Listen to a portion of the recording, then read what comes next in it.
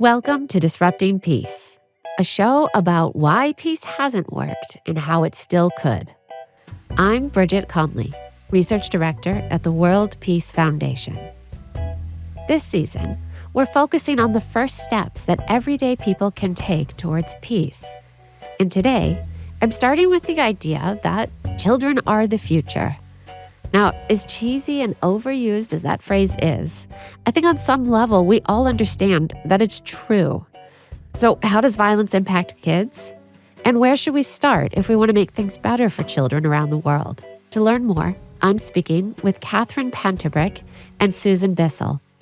Catherine Panter-Brick is a professor of anthropology, health, and global affairs at Yale University. She's published nearly 200 peer-reviewed scientific articles on global health and the social sciences.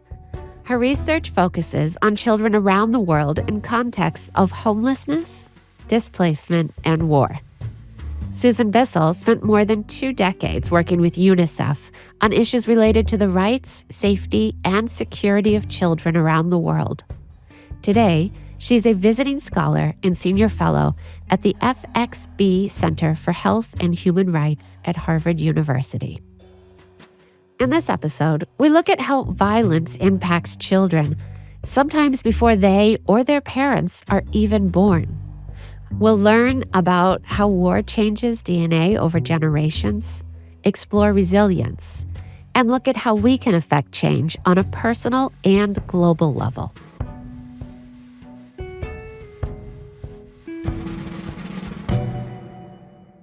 Susan, Catherine, welcome to Disrupting Peace.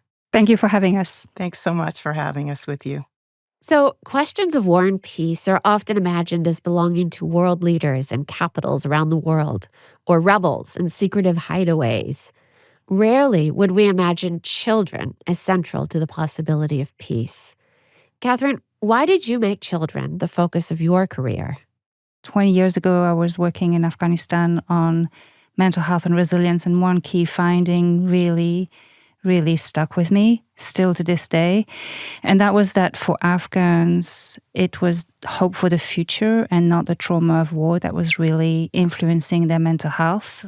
I remember women saying, life feeds on hope, and the hope is sustained through education for children, housing, and jobs. And so I kind of realized that if you want peace tomorrow, if you want to stop conflict, you really have to meet the needs and the aspirations of children and youth and families right now. And let's start with some of the scientific evidence as well. Catherine, what do we know about exposure to violence in early childhood and someone's lifelong mental and physical health? So violence, we know that it, for children, alters their developmental trajectory because it affects their brain, it sculpts their brain, it affects their ability to empathize with others and to form social relationships. So they track what happens to them, and that influences the way they learn and relate to others. And Catherine, following up on that question, you recently published research that found evidence that we not only need to look at what happens in early childhood, but also what happens in utero, so before a child is born, and even intergenerationally. Can you introduce us to some of the key findings from your work on the intergenerational impacts of exposure to violence? So I had the opportunity to work with 3 generations of Syrian families who had escaped the brutality of war in Syria, and a control group of families who had no exposure to war. We were focusing on women who were pregnant at the time of war. And there were 2 basic times of violence: the 1982 massacres in the city of Hamas, so those grandmothers who were pregnant then and who fled, and then the 2011 civil war, so those mothers who were pregnant then and who fled. And we collected DNA cheek swabs from the grandmothers, the mothers, the children, and the grandchildren. And we found something pretty striking, which is those molecular marks, those epigenetic marks associated with World War trauma were present in the mothers and the children who were exposed to violence, but also in the children who had developed in the womb and also in the grandchildren who weren't even conceived or born at the time of war. War trauma doesn't just leave a social and a psychological legacy, it leaves a biological legacy that can affect the health and development of other generations. Can you explain what epigenetics are? I'm glad you asked. Epigenetics is a study of how the environments affect the expression of the genes. And the best analogy or helpful analogy is to think of the genes as a series of light bulbs that are strung together in lights. That's your genetic code that doesn't change. But the epigenetics instructions that help you realize your genetic potential is a set of dimmer switches, and you dim or augment the light according to the environment that you are in, if it's morning or night, for example. So it writes in instructions on changing your genetic potential. For example, how tall or short you will grow depending on your nutrition, or how sensitive or insensitive you'll be to stress according to your temperament. You're writing this in your biology, and you may have this epigenetic memory at the cellular level that transmits these instructions to your daughter cells and to the next generation. So, what does this trauma marker mean? How does it change the way people present in the world? And does it doom them somehow? No, it's one thing we know in biology is that we're very biologically malleable. So it is a marker of how we cope and resist to the environment. I like to take the example of growth. You want to grow tall when there's plenty of food, and short when you know that the food is going to be scarce. So the amazing thing is how you track your environment, but also how you make modifications along your life course to flourish with a positive environment or to protect yourself against adversity. Does that make sense? It does. I guess I'm also curious, so if we say that there's this impact, right, the epigenetic impact, does it make people more vulnerable to new traumas in a way? Does it make them less resilient, or does it make them more resilient, possibly? How do we understand that marker's expression in somebody's life? It probably means that it structures and influences all the opportunities and the experiences you have in life. Imagine that you were a fetus born in a nutritionally restricted environment, like if you were growing or you were being conceived at a time of famine or starvation. The Dutch famine study has found that in later life, you're predisposed to metabolic diseases because your cells are remembering shortages, and therefore you pile on as much food as you can in terms of protection. So you gain short-term advantages that may imply later life disadvantages. So it's all like a trade-off, right? I remember working with street children in Kathmandu, and in the first 6 months of homeless street life, I measured their cortisol, which is also a hormone in the body that tells you how ready you are to flee and fight. They were highly elevated, meaning that those kids were on alert about the environment. But after 6 months, you can't be on alert in your environment all the time. They showed some kind of like disensitivity to stresses in the environment. Your body is incredibly good at changing its sensitivity to stress, for example, habituating. And we think that the epigenetic markers help do this. Humans, you have this amazing way of changing, which is really good news for us because we know that interventions and programs that act in early life or later life are really super important because this is not a deterministic, as you say. So that's a perfect segue into a question for Susan. Your career was spent creating, monitoring, implementing programs to make positive interventions in children's life. Can you give us just one example, but one of an effective positive intervention to support young children? Sure. My first field posting was in Sri Lanka in the end of the 80s and into the 90s, and I was working with Walter Senadira, who was a Sinhalese social worker who had been working on community-based rehabilitation. So this was working in rural areas with families affected directly or indirectly by the war.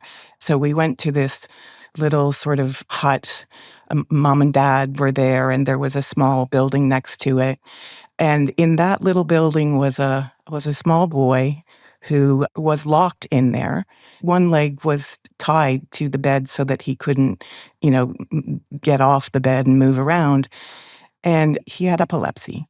And the parents had Ah, no idea what to do. And it was through the work of people like Walter, a local Sri Lankan expert, that, weeks later we went back, and with some help, the parents were able to treat this little boy in a different way and help him. Eventually, he learned he was walking when we went back with assisted walking, but it was really, I'm almost emotional now. It was a really beautiful moment. And Catherine said this, and has been my experience, that every parent around the world wants what's best for their child. They want to do a good job parenting. Okay, there may be some outliers, with mental health and so on, but the best strategy for early intervention for children to keep them safe is providing support to family and caregivers. A second example, if I may, because the science on it is extremely clear, that the family nurse visiting programs that happen in many countries around the world are extremely impactful. Just having that person come to check in, and what are the stresses, and what don't you know, and how can we help you? These are low cost, both of these interventions, in fact. This is not a huge financial investment for a society. And, in very difficult times in many countries around the world now, these are not programs that should be cut, neither in the global south nor in other countries where we have things that are working. We need to continue to support them. so these kids that are impacted in their early life or in their early youth, right? So their young childhood, do they have traits that maybe help them succeed as well, or can help them be more resilient? It's a great question, and what struck me from my research with children, this is after I had been posted in Bangladesh for about 5 years, and I took some time to do my doctorate, and I worked with children who had been working in garment factories and lost their jobs. And we followed one little boy named Idris for 6 years. And he, like the 250 children I spent months with interviewing, they had faith. They talked a lot about faith. In their case, it was Allah. So one was faith. Another was just this deep, deep commitment to family. I'm working to help my family. My family is my core. And then the third thing, and this isn't really the trait of the child, but, whether it was my time in Sri Lanka or India or Bangladesh, the same thing was having one significant person in their life. In the case in Bangladesh, it was Appa, and that was the teacher. That wasn't actually a family member, that was a teacher. Having someone who deeply cared from their early childhood through their youth and possibly beyond when we think about children who exit foster care and need mentoring. But these are three really big things to me that resonate and are truly global. Catherine, what about from your work? You mentioned Afghanistan as well and Syria, right? Both countries that have had multiple generations of conflicts. Mm. And yet you started out telling us about Afghans who had incredible hope for their children. Um, Yes, yeah. which is a good thing because without hope, you don't keep going. One thing that I found really profoundly moving is working with Syrian refugee families in Jordan and specifically interviewing Syrian refugee fathers who themselves had been brought up with a very authoritarian, strict discipline. Don't look in the eye of your father, respect your father. You're punished for transgression, etc. And then after fleeing and after being forcibly displaced, realized that they wanted to change from this authoritarian child rearing to a much more empathetic child rearing. And they were, allowing their boys to work with art. They were like remaking the cultural narrative around a much more nurturing, caring life trajectory for their child. And so that really, I thought, was a beautiful example because mothers on their own can't do it. Families on their own can't do it. It is a whole system of care. But for me, if I remember this one thing, it was, Syrian fathers learning to be empathetic with their kids because they understood what violence and loss would do. So we know, Catherine, from the work that you've done and many others, right, the importance of having a peaceful childhood and even a peaceful multi-generations. And Susan, we know from the work that UNICEF has done, that you have done, and that many others have done to care for children, that interventions can be very successful. So none of this seems controversial in any way to me. And yet, if I look at headlines today, the news is really grim, right? I mean, we have children starving to death in Gaza. The UN Secretary General recently reported that, here I'm going to quote, the violence against children in armed conflict reached unprecedented levels in 2024, with children bearing the brunt of relentless hostilities, indiscriminate attacks, disregard for ceasefires and peace agreements, and deepening humanitarian crises. Right, so it's not only that wars are continuing, but children are disproportionately bearing the impact. So, Susan, why is it so difficult to advance a child protection agenda? Oh boy. That's Yeah, it's a huge question, right? no, But well, yeah, I think what's going on here. So what I always used to say was within the system, let's call it the international humanitarian and development system, child protection was always the poor cousin.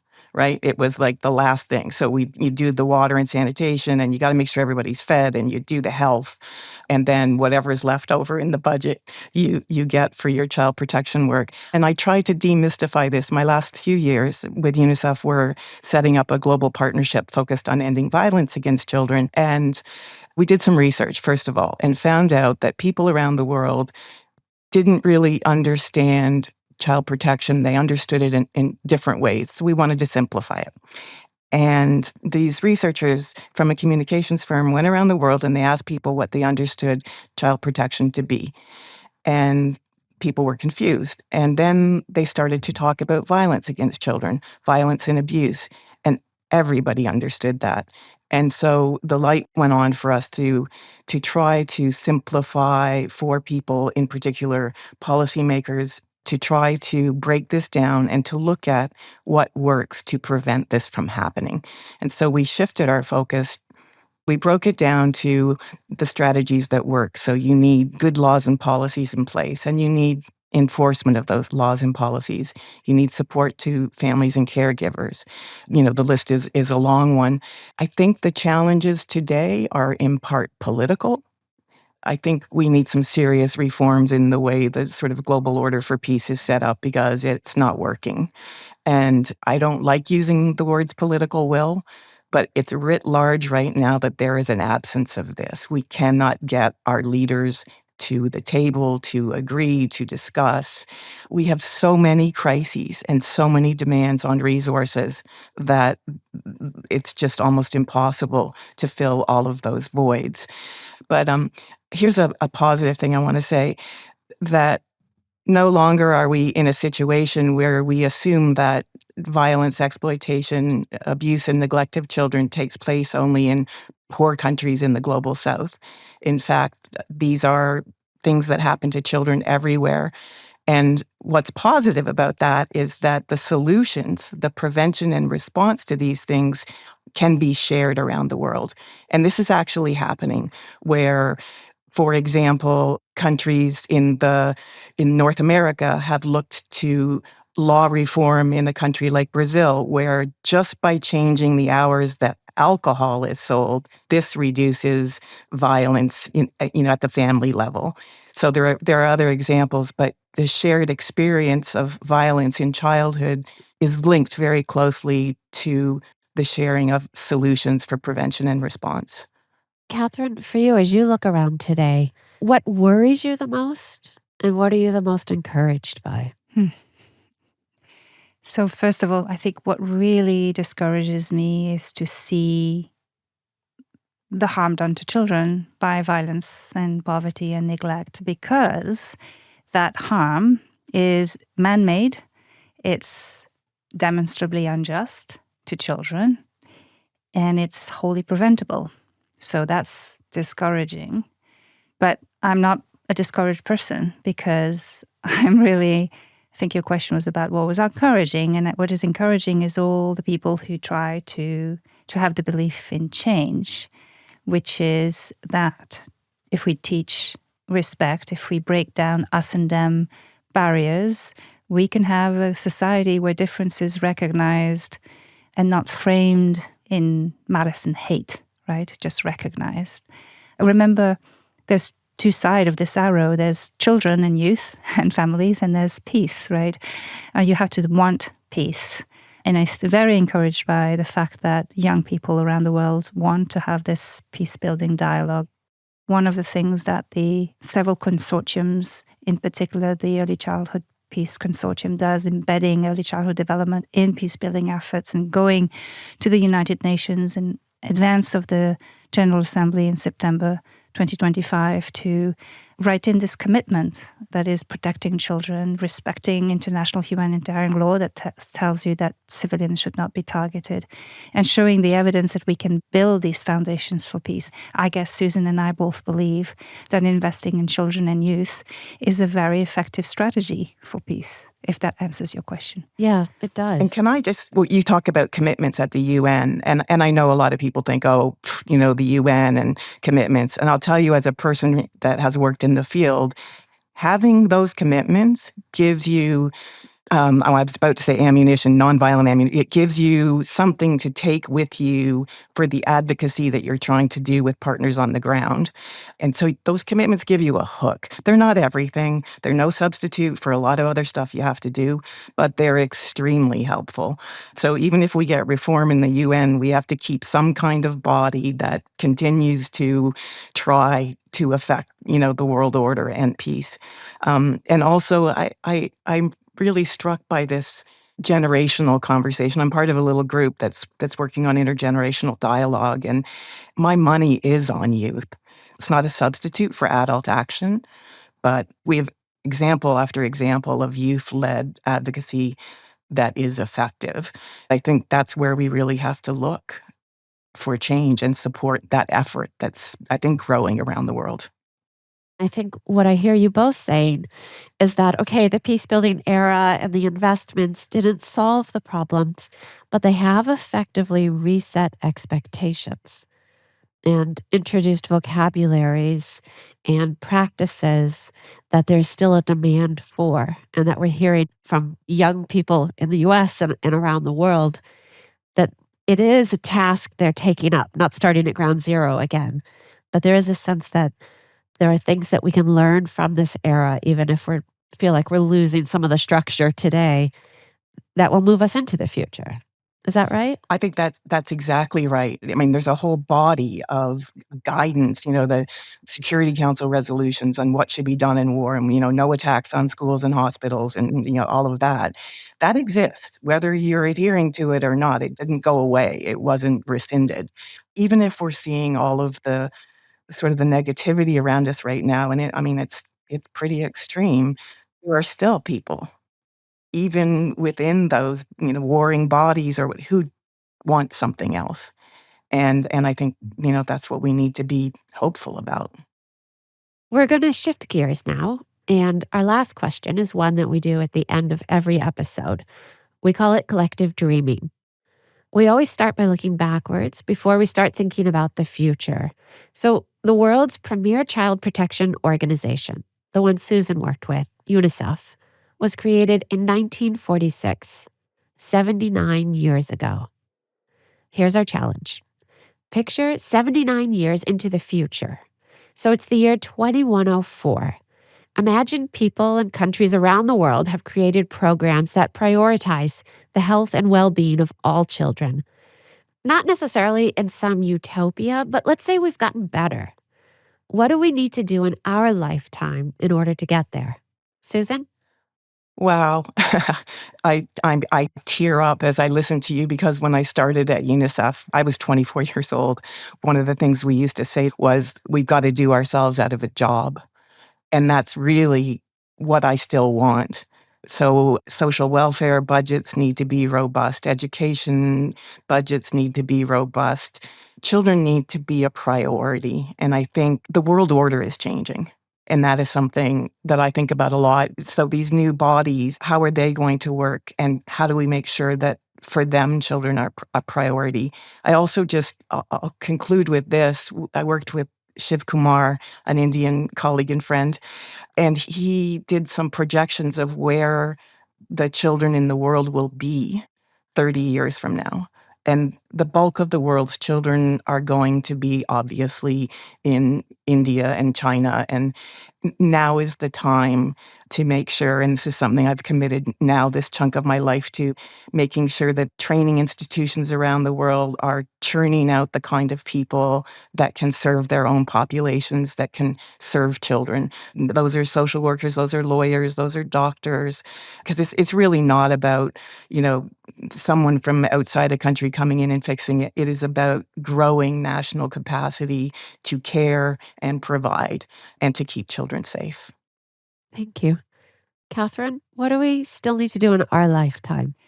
Well, 80 years is a very long time. And I think it's about 4 generations of people in some countries. And I will say that I'm the product of a French mother and an English father who lived through the war, and my mother in Alsace-Lorraine and my father as a prisoner of war in Poland. And they were resent to Germany. They were sent after the war to Germany to make reconciliation, and they saw each other and fell in love and had a week of common language, which was German, to decide to make their life together, and they did.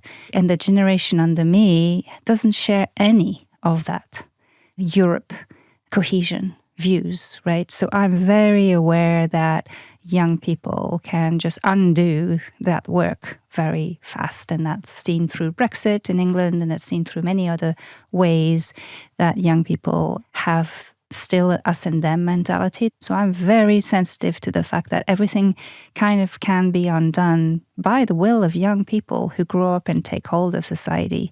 And it's pretty annoying to me. That is. But I think, what I hope then is that in 21 something, as Susan says, we don't go back in the sense that we'll have clear example of what it takes to build and sustain peace, knowing that it's a very difficult endeavor, and knowing that it's not done in one generation, it's done over and over again by that generation. It's not written in an accord. It's about turning away from a disposition of violence towards empathy and peace. And that is never guaranteed, because I've just seen it undone in my Europe, So I'm just saying what we need to do is champion those cases. Just like, how did Bangladesh emerge from great poverty and invest in the health and development of their children in such a fast time, right? So I'm saying, make very visible the examples that do work for peace, and be very attentive to not be complacent about it. Catherine, Susan, can you give us just one first step that everyday people can take to help support peace, especially for children? Very easy question. I would say that every time you start thinking about an us and them difference, you pause and see whether you're doing it with good intent or with some kind of discriminatory, malicious, harmful intent. So, I walk around saying, rural-urban differences or whatever, etc. Every time I think about us and them, I check myself in my mind to say, no, it's humanity. And I learned that lesson from people in Jordan who say, those differences that we have, culturally, religious, whatever, we are working for the human people as a whole and thinking of ourselves as people as a whole rather than small, narrow-minded categories of us and them, which of course exist, is helpful. Susan, do you have one first step that we could all take? Well, I'm going to suggest a step, and primarily, I guess, if you're in the company of children, just pause for a second and take that extra couple of minutes in our busy day to talk to, comfort, check in with that young person. We are living in such challenging times that I think it's really, really important for us as adults to do that check more than we normally would. And it's a simple thing, but I think the returns would be huge. Thank you. Those are great ideas. It's interesting. We started, Catherine, with you talking about the epigenetics of violence, right? Of how they can transfer and change people's uh, their being for multiple generations. So that memory is there. It's there in the body. And I think what you're saying is make it visible as well in how we talk about and think about and work towards peace. And Susan, thank you for giving us wonderful examples and ways of thinking about how to engage politicians as well and to make sure that programs are invested towards children. So thank you both very much for speaking with me today. Thank you. Thank you so much.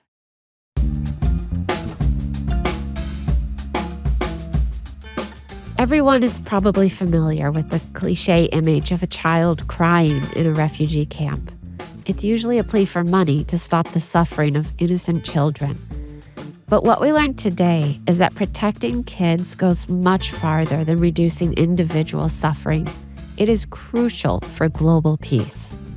The science proves that positive early childhood experiences set the stage for lifelong health and well-being and prevent future violence. We know the interventions that work. We just need to fund and support them. What else can we do? Check on the little folks in our lives. Listen to them. Teach them not to adopt us versus them positions. And be ready to take a stand to protect the policies that make peaceful childhoods possible.